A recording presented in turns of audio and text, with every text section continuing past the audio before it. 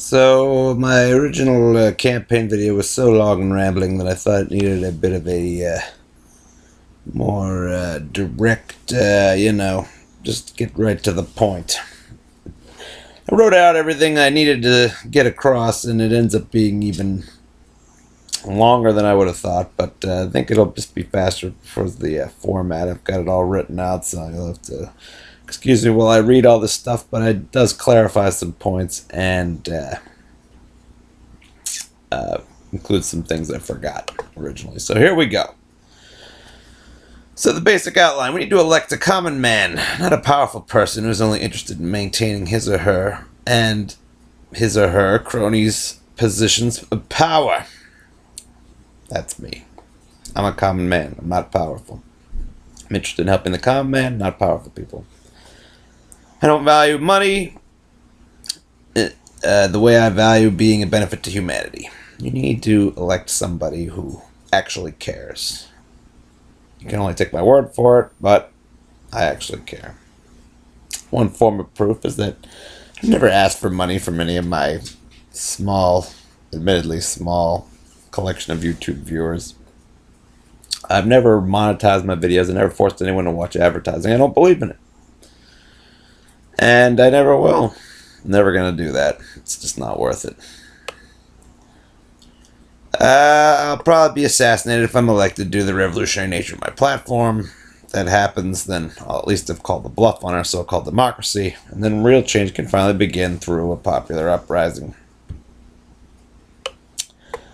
We're headed down a disastrous, unsustainable path due to short-sighted, greedy, self-insulating, wealthy people in positions of power. They're only concerned for their own well-being and the well-being of others in their same economic strata. They don't care about the average person.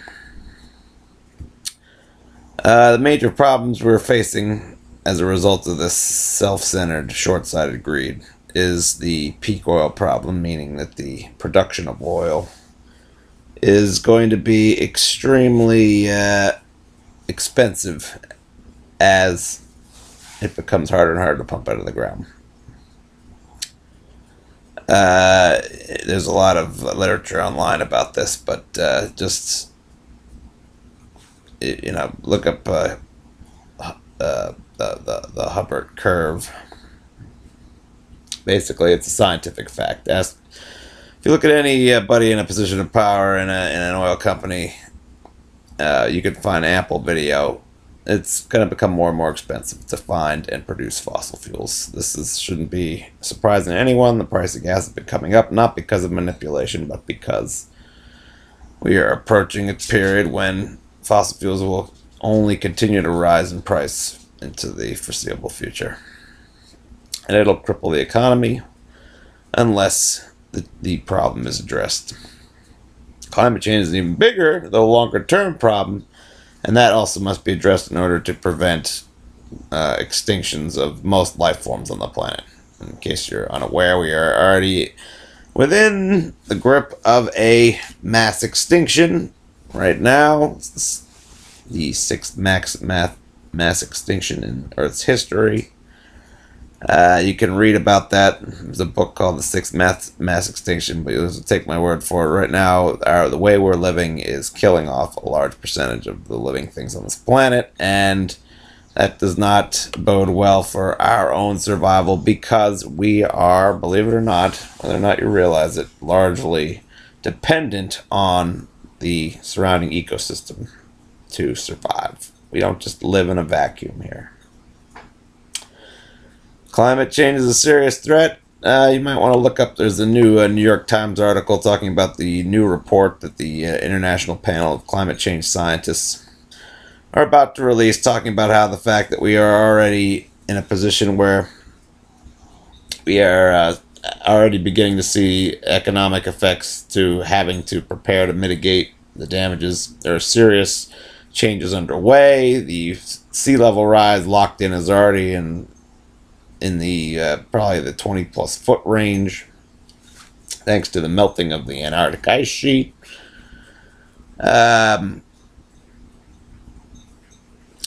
We have record high temperatures And we have droughts. We have flooding in other areas. We've got, there's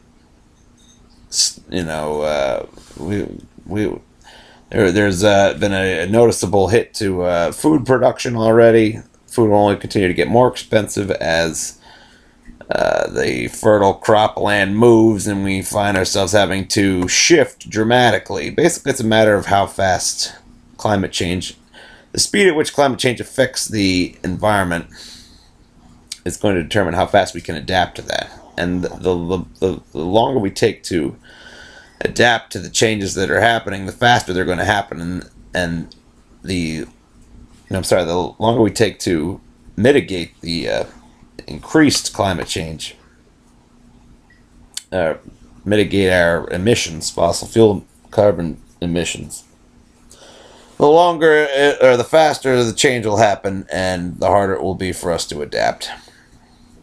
Already we're facing potentially abrupt changes, and they could become even more abrupt if we don't do something about it now. There's large amounts of methane that can be released due to feedback effects from climate change. Anyways, we go into serious detail on this, but just take my word for it. Scientists are telling us that we are in a dangerous position right now, and something needs to be done within the next decade, or we are seriously looking at an apocalyptic situation on this planet. I don't think any of us wants to see that. If you value the lives of your children, you will take heed of their warning, because they are not kidding around.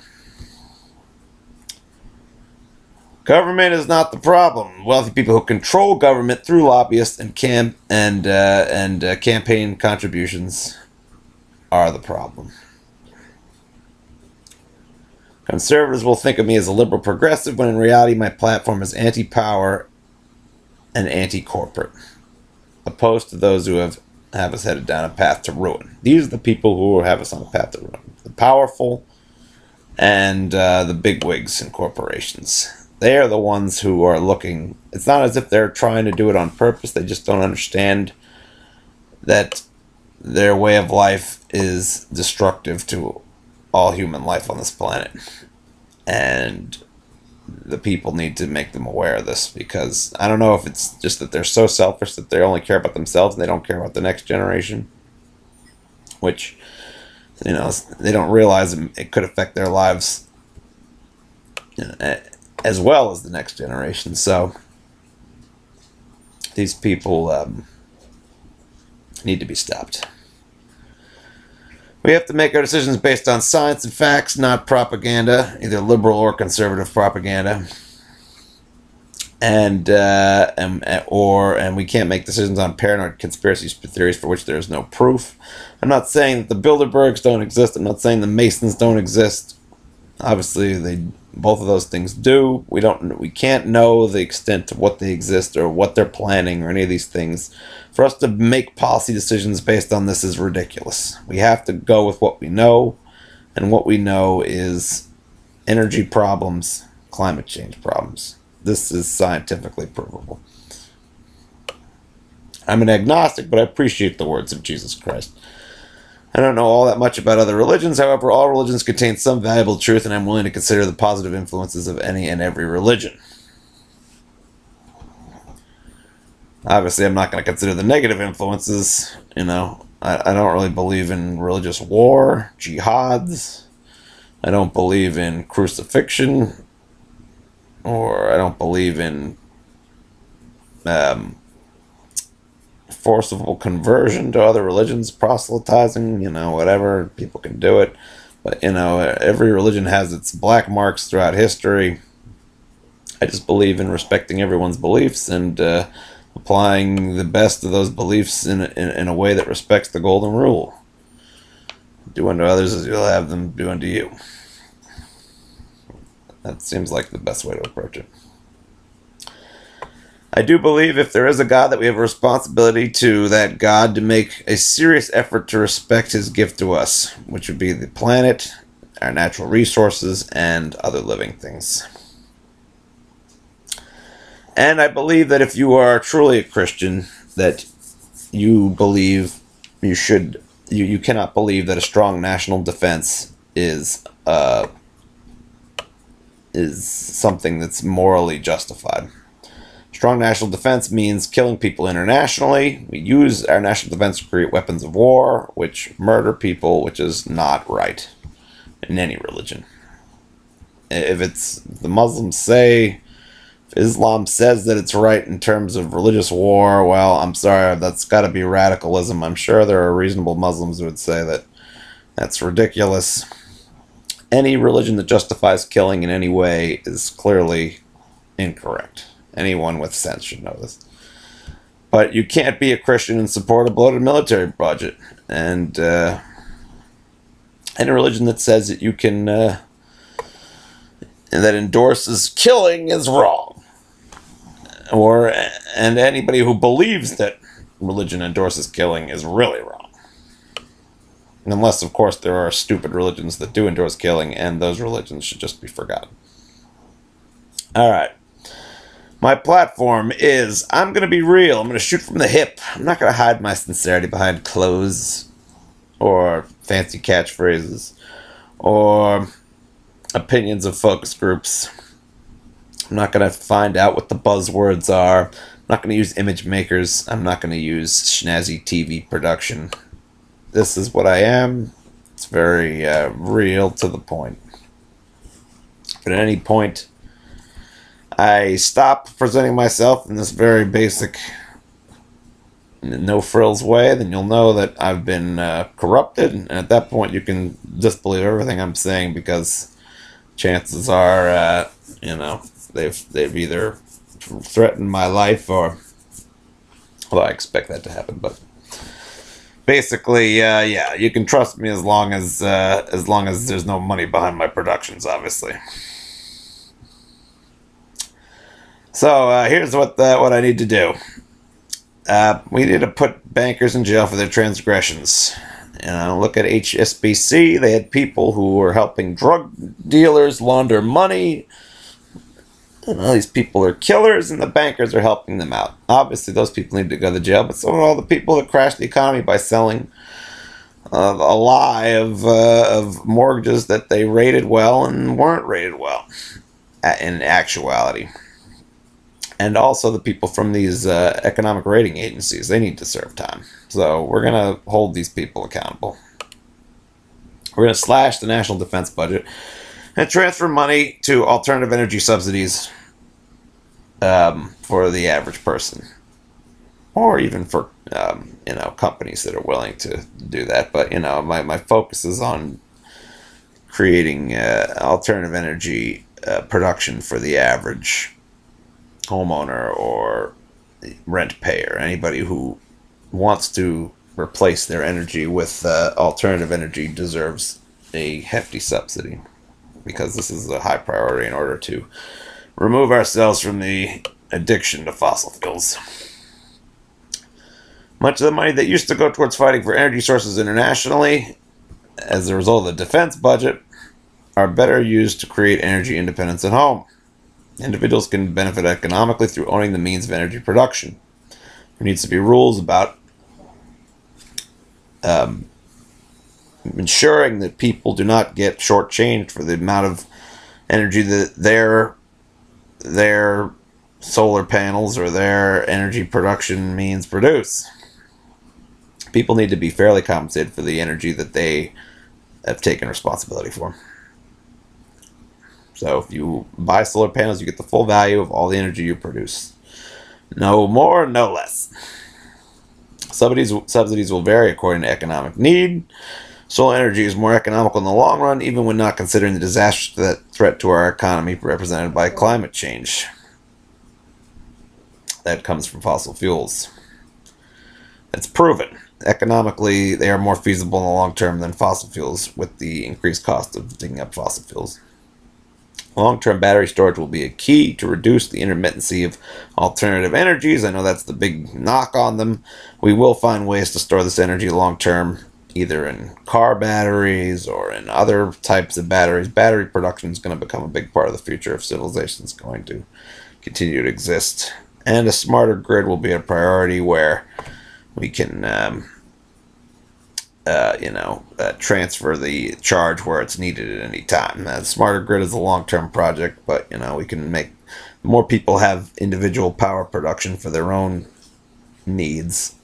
The better off we'll be, because then we won't have to rely as much around throwing the power around. People can rely on their own solar panels and their own battery banks.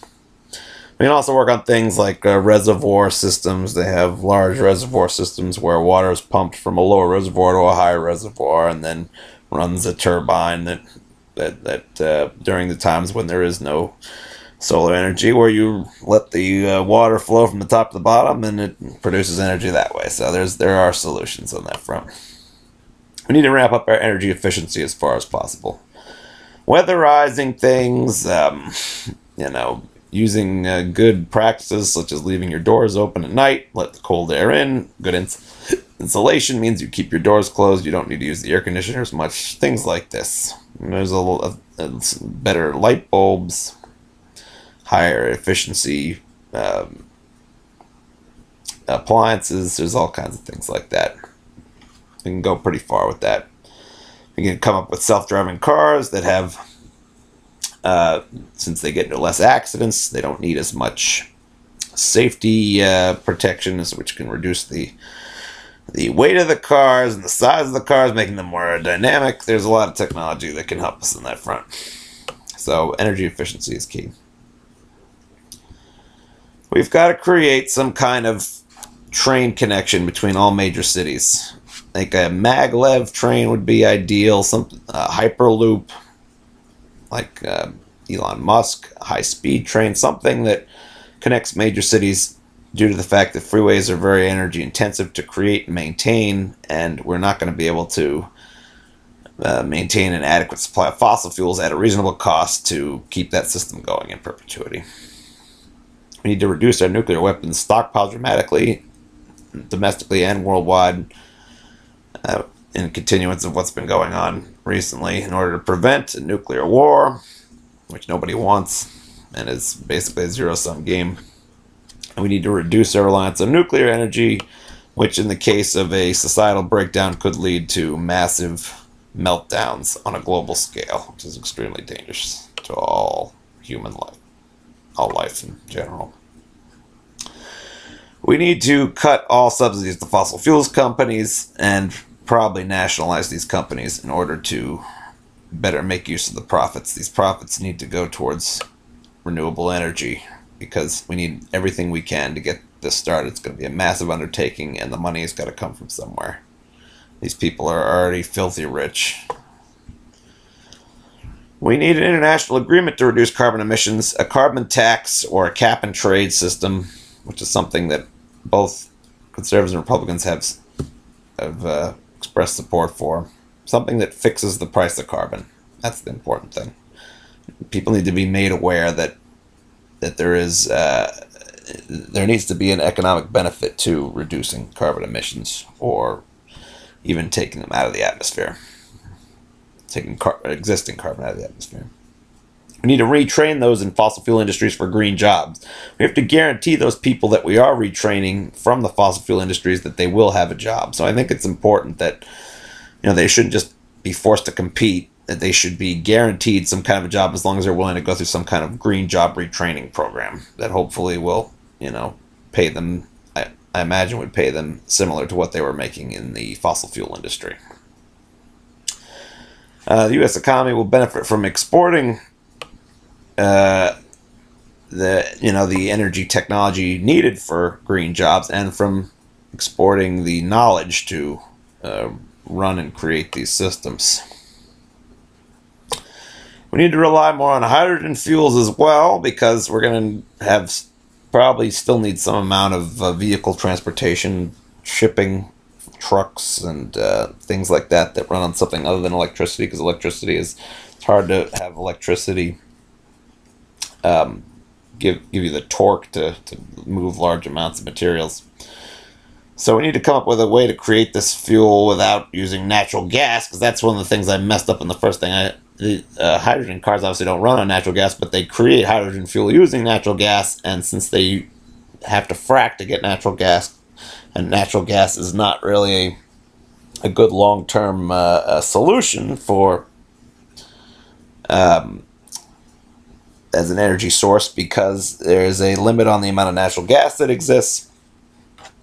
And basically this fracking has sort of extended our timeline on how much we have left, but we can't rely on it. We have to move to things that require no fossil fuels whatsoever.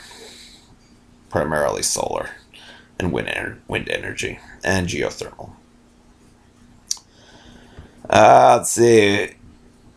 And also fracking wastes a lot of water and releases methane and contaminates groundwater, contaminates the there's a lot of chemical contamination that comes with fracking because they're injecting stuff into the ground. So we can get rid of all that if we focus on other methods of energy production and of hydrogen fuel production. We have to have no more big agribusiness. We need a total organic production for the long term, for long-term food security. We will not have food security if we continue to work on a fossil fuel-based food production model, because fossil fuel is going to become economically, it won't be viable in the long term from an economic standpoint. We need to ensure that we can continue to feed ourselves even after fossil fuel-based fertilizers are no longer available. And right now there's too heavy of a reliance on these fossil fuel-based fertilizers. This is the biggest reason why we need to switch to organic production. As a side effect, we'll have higher quality food. We need to increase the capital gains tax, close lapse tax loopholes, and disallow international tax havens if you want to operate your company in the United States. We need to raise taxes on the wealthy to create greater economic parity, because part of the reason the economy is failing right now is because there is such great wealth inequality and workers cannot afford the products they're producing. Much in the way that Ford, the starter of the Ford Motor Company, he realized this. This is still applicable today. We need high-speed rail connecting every major city. Freeways will require too much fossil fuel energy, which will not be available in the near future. Again, I'm going to repeat this point a lot because it's important that people are aware of this. We need to move more people in the city so that they don't have to travel as far to get to work or home. We need to reduce man's footprint in nature and create vertical agriculture and gardening to preserve larger amounts of natural spaces. This is just for the sake of improving biodiversity. We kill too many species, we threaten our own existence. Really, in the end, this is not about being hippy-dippy. This is about protecting humanity. We threaten ourselves by threatening other creatures on this planet. You may not realize that, but the longer we continue to live the way we're living, the consequences of threatening biodiversity will become increasingly clear. Listen to science. They'll tell you the truth. Need to reduce healthcare costs through mandatory limits on drug prices, doctors' fees, exorbitant doctors' fees, and unnecessary technological diagnostics, which may or may not be necessary, but we need to definitely evaluate things on a case-by-case basis and not just have a one-size-fits-all approach to healthcare. We need to make sure the top of the corporate ladder doesn't earn more than a certain percentage point larger salary than the bottom of the corporate ladder, or the rank and file employees. Because, again, goes back to the income inequality thing and how it threatens our economy, because the people on the bottom are plunged into massive amounts of debt and can't afford to pay for the basics for their family. We need to make sure the people at the top are incentivized for putting in extra effort to get there, but there needs to be a better balance than what we have today. Some kind of limiting factor. We need to democratize the budget and allow people to direct how their taxes work for them. We still need to prioritize the energy sector and climate, controlling the climate change, but after that, I think we can give people a lot more control on how their money is spent. I'd like to see more democratization of legislation. We should allow the public to vote on laws directly through technology. Maybe through the internet allows this. And we should disallow riders on bills, pork on bills. It shouldn't be legislation. Each piece of legislation should be very specific, do one specific thing. No more of these giant bills that include all these other extraneous things that don't really apply to what they are. All legislation needs to be simplified so that the average person can read it in a page or two. This goes back to what Herman Cain says about the small bills. If there was one good idea that Herman Cain said it was small bills. That is not a bad idea. I'm not a big Herman Cain fan, but I'm just saying. Give him a little credit. We need campaign finance reform. We need a maximum contribution amounts for individuals. We need some amount of government funding to even the playing field a little. We need to allow after a certain primary period, we need to allow all candidates of any number of parties to participate in the debate so that we can hear various points of view. We need a third party. We have to get rid of the dichotomy of the Democrat Republican. Neither of them provide the answer that most people are looking for. We need to reduce the ability of the wealthy to influence legislation in general. We need to repeal Citizens United, which is the same sort of thing. It's more of this sort of campaign finance reform. We need to eliminate corporate personhood. Corporations are not people. They don't breathe. They are not mortal. They don't die. This is stupid that we even have the idea of corporate personhood. We need to ban lobbying or limit it extremely. This is how corporate politicians are made corrupted. And no more revolving door politics. If you are serving in the government, then there's a statute of limitations, or there's only a certain amount of time. You have to wait a certain amount of time before you can return to a corporation, especially if you are involved in any kind of legislation involving that corporation. We need to have free education. We need to become more competitive internationally. We can't do this if our populace is uneducated. And then we need to reduce the crippling debt of students and their life of slavery to banks. We can't have these situations where people are coming out of school having to work 10, 20 years before they can pay off their loans. It will only make us more competitive in the long run if we allow people to gain a free education. We need to change educations that allow students more individual freedom in their educational path. We need to focus our education on professional outcomes. We can't teach in an abstract way. We have to teach people in a way that will allow them to make themselves a success professionally in whatever they choose. We have to modernize. Another side thing, we need to modernize music and arts education because it's very old-fashioned. We're teaching kids classical music. We need to get kids into bands. We need to teach them, to do DJing, or we need to teach them to do music production. We're not producing. We're not making kids interested enough in music, and I think we're just relying on an old method that's really kind of past its prime. It doesn't apply to the modern society anymore.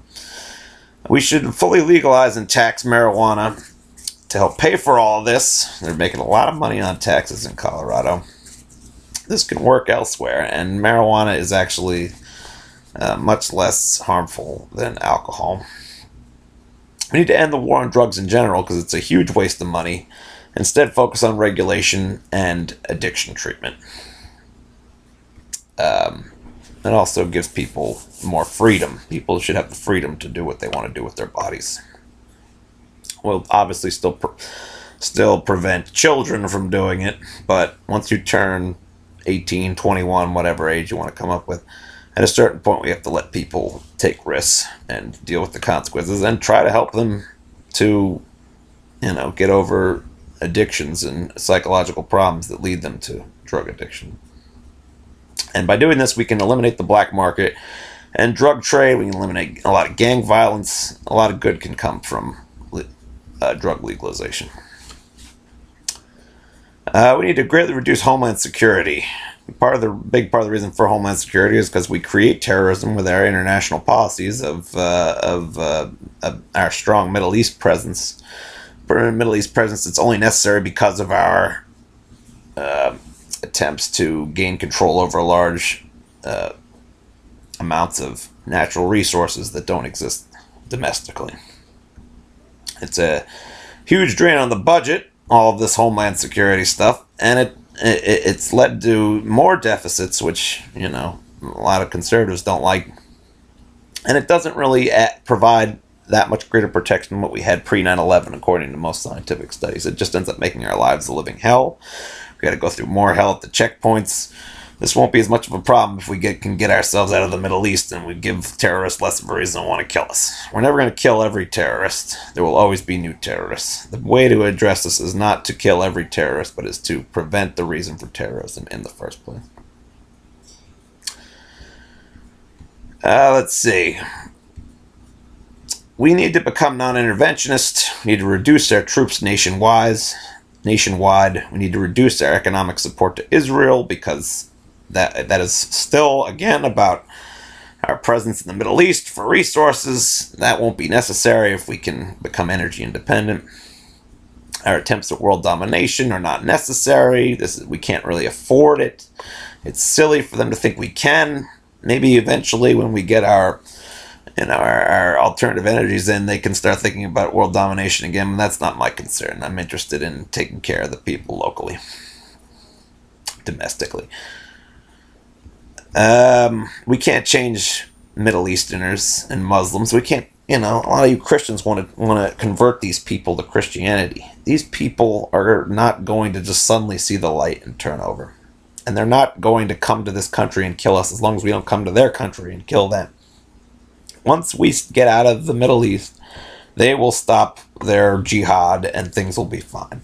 But to get out of the Middle East, we need energy independence. We need to probably restructure or eliminate the Federal Reserve, money printing, fiat money, inflation. This is, we can't allow a private group of bankers to have control of this process. I agree with conservatives on this point entirely. Especially with the libertarians. The Federal Reserve needs to become less private and more public. No more of these private bankers deciding when they can print money at zero interest rates. I mean, that's not how business should work. These people can do no wrong. Anytime they have a problem, they can just print more money. And the inflation is making it impossible for people to save money without the value of their money going down unless they invest in certain things. People should have the right to keep their money in a bank account and know that the value of that money is going to be preserved long term. And, once, I know right now inflation probably affects the wealthy more than the average person, but once my wealth inequality equalizer starts coming in and think the money is distributed a little more. I'm not talking about communism here. We're just talking about the money will be distributed in a way that reflects the value of what people offer to the market,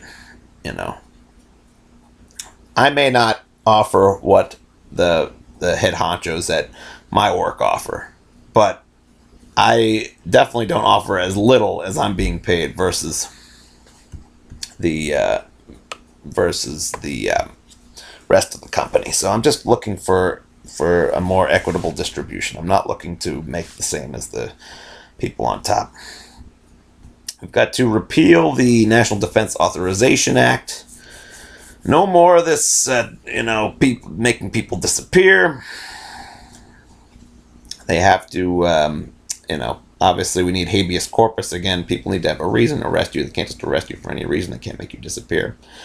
We need to roll back the national security state. No more total information awareness. They can't be collecting information on anybody whenever they want. They have to know that there are limits, there are privacy. They have to respect their privacy. We need to create internet privacy laws so that people can't take our information to sell things to us whenever they want. There has to be laws that protect people's privacy. We need a mandatory reduction of user contracts that you sign for software and websites so that they can't be passing fine print past you. And we need to make sure that the internet stays neutral and that companies can't pay for a fast lane on the internet. We need to create economic incentives to reduce the population at a healthy rate. This is going to be one of the tougher ones. China's already doing it, but we are beyond the carrying capacity of the Earth. And sooner or later, regardless of what we do for energy or anything else, if the population isn't reduced to 2 billion people in the long run, then the Earth is not going to be able to continually sustain us and the rest of the biodiversity that keeps us alive. So I'm not saying we're not going to kill anybody to do this, but we need to start giving people an incentive not to have children, or to have 1 or 2 children at most. Any more than 2 children is not a healthy rate of growth for humanity. This is just science. This is not my opinion. We need to reduce the externalization of costs by corporations when it comes to pollution. When they're polluting the environment, they have to, people are getting asthma, people are drinking water that is contaminated. We need to make sure that companies are required to take responsibility for the harm that they cause to the environment and to society, especially to health. We need to create an international project to remove the Great Pacific Garbage Patch, the giant patch of garbage the size of Texas in the Pacific Ocean. This is going to affect the ocean in a dramatically bad way, and it will also affect the food chain. We will end up consuming this garbage, this plastic garbage. Something needs to be done about that, as well as Fukushima. That needs to be fixed pronto. Also, we need to hold TEPCO accountable. The people who the owners of the nuclear plant that melted down. This is definitely a serious emergency that needs to be addressed. We need to come up with a way to either replace plastics entirely, or at the very least recycle the plastic material into energy. We need to foster, we may still need to use plastic, but at the very least we need to make it 100% recyclable as much as possible. We need to design things so that they can be reused 100%. We can't keep digging things out of the ground forever. We have to think long term. If we keep digging things out of the ground forever, we're going to destroy the environment at a certain point. And remember, it's not because I want to save the world, it's because we rely on the environment. It all comes down to self-preservation. It does not come down to hippy-dippy stupid shit. We need to strengthen antitrust laws, prevent media consolidation, and require a certain amount of consumer choice. And we need to end too big to fail. No more banks where if they crash, if a bank makes the wrong decision, if a company makes the wrong decision, they have to be able to fail and have the system continue. Otherwise, we end up having to prop up these bad organizations in perpetuity, and that can't happen. Companies that do bad business have to be allowed to fail. They have to be forced to fail.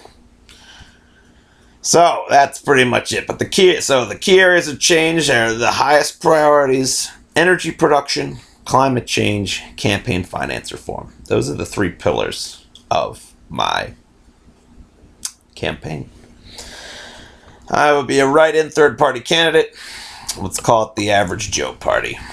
You can call it the super liberal Average Joe Party, but the reality is it's the anti-corporate, anti-power, anti-self-destruction party. That's the truth. I'm a man of the people, because my production values are so crappy, and they will be for the remainder of this campaign, which is probably just going to be this video, and that'll be it, given the fact that most people are just going to ignore this. But I hope so. Yeah, you can always hope for a miracle.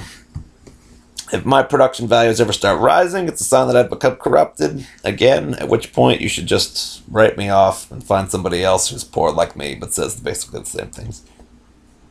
I'm going to be more entertaining than the average president because I'm not going to couch everything with advisors. If they want to talk crap about me in the news, I'm going to be straight with them. I'll tell them exactly what I think about what they have to say. I think I have a decent sense of humor, so it's going to be a good comedy. And I play music. I love animals. You know, I'm a human. I'm not some puppet. I'm not some stuffed shirt lie that walks around. I mean, maybe those people probably like a lot of the. Mike Huckabee plays music and he's an asshole, so that doesn't mean much. But basically, I'm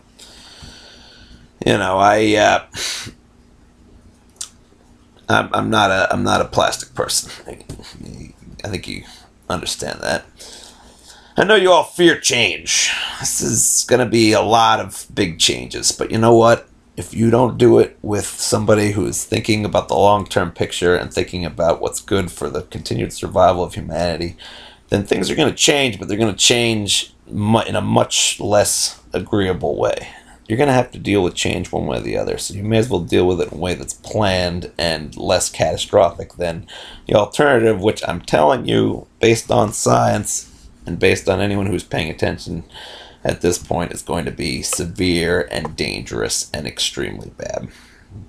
If you want to change the world for the better, you vote for me or somebody like me. If you don't, we are all going to be suffering, and it's going to be bad. And maybe at the end of my lifetime, I guarantee you it'll be at some point in my lifetime, because we are coming up against it. And finally, elect me, and then watch me get shot, because that's what's going to happen. I get shot, the horrible truth of our political sham will be revealed, and then something can be done about it. People will realize that it's all just a lie, and maybe they'll demand something better. Wow, this was way longer than the first video, so that was a total failure, to be concise, but I think I cleared up everything. And that'll end my campaign videos, unless by some miracle I find millions of followers. Probably not going to happen, so at least I had a nice little campaign here, and vote for Tim Lipper 2016. I don't know who my VP is going to be, but I don't know. Probably go with Ralph Nader or Bernie Sanders, somebody like that. We'll see. This is gonna happen.